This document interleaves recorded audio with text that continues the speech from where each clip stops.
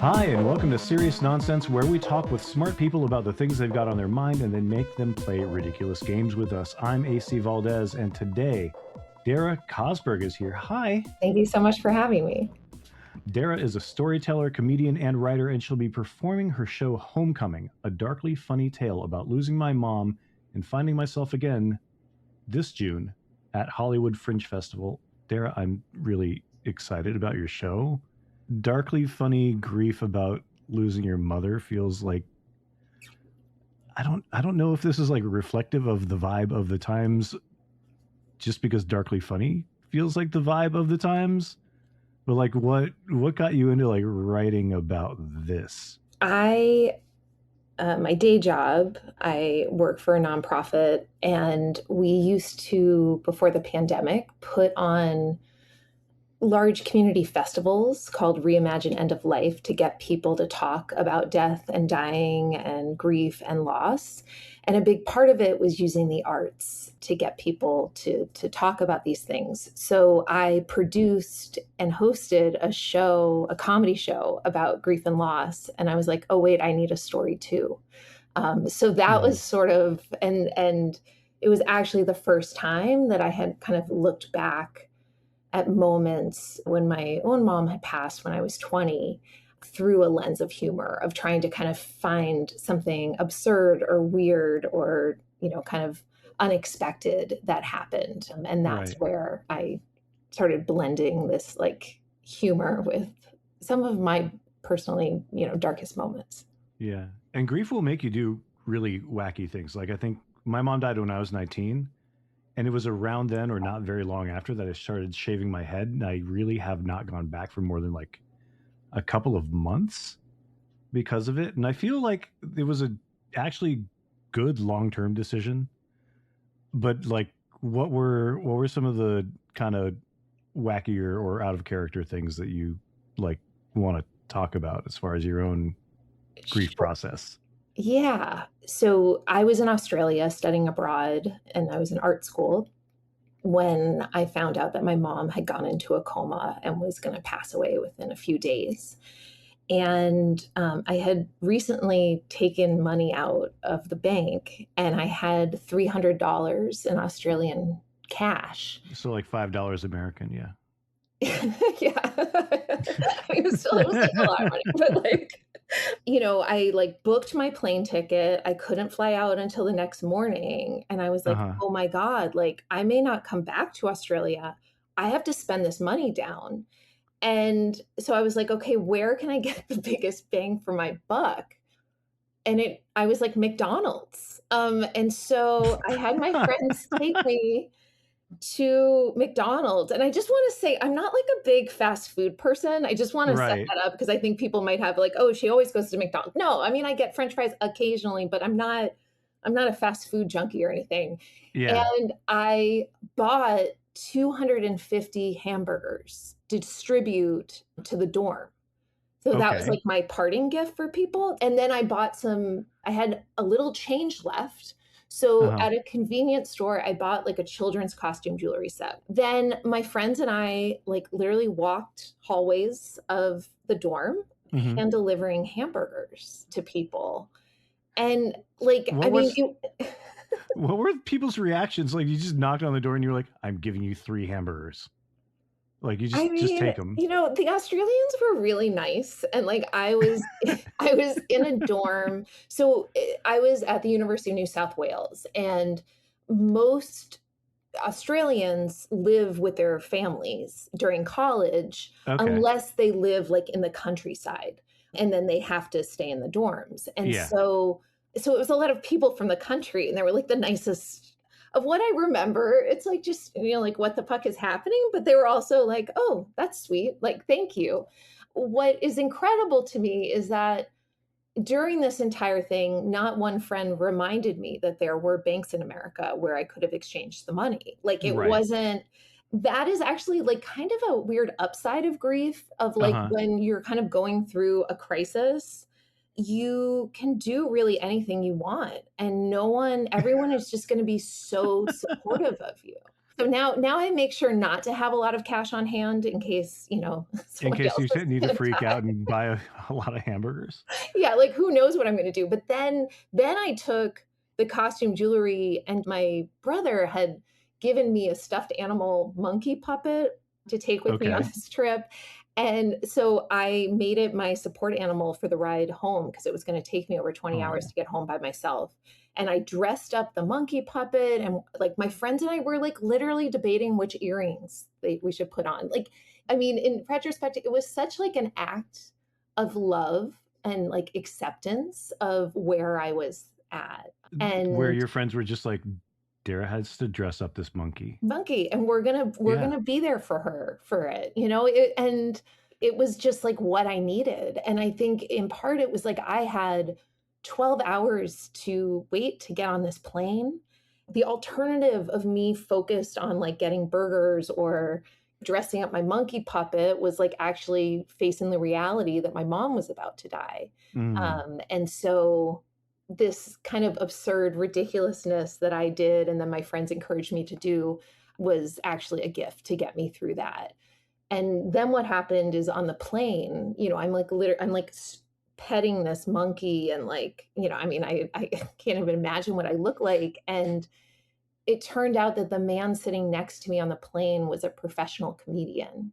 Oh, wow. And he really was like wonderful in that moment, like when I realized he was a professional comedian, because I couldn't really imagine a better person for me to be sitting next to. Hmm. Um, it was such a gift in so many ways that my faith in God was restored, which is potentially the first time a comedian has ever done that. Uh, um, but and for me, I think why I've like kind of pursued this sort of dark comedy route and kind of using that lens to kind of build out my bigger story about sort of working through my complicated grief and relationship with my mom after she passed is that the humor is what got me to actually explore a really hard moment in my life in a gentle way. And I think like what I'm trying to do is to like let people kind of go and maybe touch some grief that they carry, but in a way that it's just like not scary because it's also like anytime I take people into like maybe a darker moment, Yeah. they can trust that I'm gonna like bring Bring some them back out of lightness, it. Yeah. because I think I mean, for me at least, when I watch things that are just like heavy, I feel a lot. And at some point, I'm just like, I detach from it because it's like too much to hold. And Yeah. so, yeah. So you've worked in the grief space a while now. What do people consistently tell you, like about going through loss or like dealing with grief or other related emotions? I would say it's almost like a word is kind of like living, I don't know, with uncertainty in some way, in the sense Mm. of like grief shows up and how it shows up at many unexpected like moments. Like there's no way to like game grief, I don't think. It's like it's gonna come for you, it's there. Right. Yeah. What I guess I've seen is that the more people sort of accept the grief and let themselves feel it and let it flow in them and out of them, and just like the more that I have experienced or like let myself grieve and feel it, it's actually allowed me to feel a lot of other wonderful things too. It's like the grief and the joy. It's like everything can sort of be there at once. And I think that the more you just sort of open your heart for whatever the feels are, in my experience, a lot of other things are able to arise as well. Right. Right. And I mean, I'm just speaking from my own experience, but I kind of wonder whether like the burger buying or the monkey dressing or all that kind of thing is also kind of a coping mechanism for like, and I don't want to use this term lightly, destructive impulses. Like you can have all sorts of ways to cope, but like I edited a project on gun violence for like 2 years. And I think a lot of the reactions that people affected have when experiencing loss tend to be just destructive, like whether that's inwardly or outwardly expressed. Is the takeaway like look for the excuse to buy the burgers, or like dress up your monkey, or like is that something you would recommend to people as opposed to like directing something harmful at someone else in some way? I don't know. You're making me think of an event that we did for the dinner party, which is a community for people in their 20s, 30s, early Hmm. 40s who've experienced loss. And when we did our launch events, we did them on the theme of like find what feeds you. And Sure. we had all of these different installations where people could do different types of interactions with kind of activities to help them. And some of them were like, an altar where you could put an offering, or dancing, or, lighting, like writing a wish to the person that you had lost, and send, burning it, and sending it out in the world. But then we also had like a table called binging. And what Mm. I did was and it's actually the kitchen table that I have my computer on right now. I bought 100 donuts and I made an entire tower of donuts, and then we just put one chair. Part of it is that grief does show up in a lot of ways. Now, obviously, there's a range of what destruction could be. I think that, sure, like losing $300 to Yeah. burgers is like disappointing, but, it was somewhat contained. Right. I do think I've had other losses since then, and I Hmm. have not bought another, 250 burgers. And I think Yet. one of the gifts of being in the grief space is that I'm very comfortable now, like talking about grief, feeling the grief, like, Uh-huh. and so, I can't say that I won't have other destructive behaviors, but I think my sort of comfort in at least like my capacity to hold all of it. I also, though, think that when you are having some type of trauma, Hmm. your body sort of can kind of shut down in a protective way. I did this class with Franco Staszewski, who's a Buddhist teacher, and someone asked him, their friend had terminal cancer or something, and was kind of in denial about it.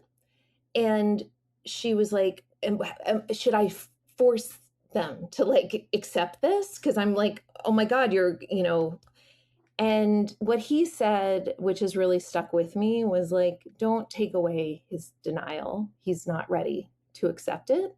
But I think that sometimes your body just needs time to actually process what's happening, and if it actually fully absorbed that loss at that moment, it would be too destructive, probably Right. internally. And I think that like my like race to give away burgers and money was like my own protective measure against like actually like I wasn't ready to take this news in fully. I don't know if I answered your question, but That did. The ranges of coping mechanisms that people adopt for all number of things is like pretty broad and wide, and like buying burgers and dressing a monkey seems like a much more limited way in which to do like I wouldn't even call it destructive. Like you're projecting some generosity outwards, at least with the burgers. true. Even though, I can't recommend McDonald's burgers. Sorry. No, and I feel bad for the cow. I mean, yeah, there's levels. If you hear a McDonald's ad on this show, I never said that.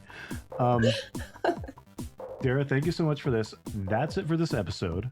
But stick around, because when we come back, we're going to challenge Dara to a game about the emotional opposite of grief, or at least what I think the emotional opposite of grief is. Are you ready, Dara? We'll see. Okay. I'm AC Valdez. This is Serious Nonsense. Catch you next time.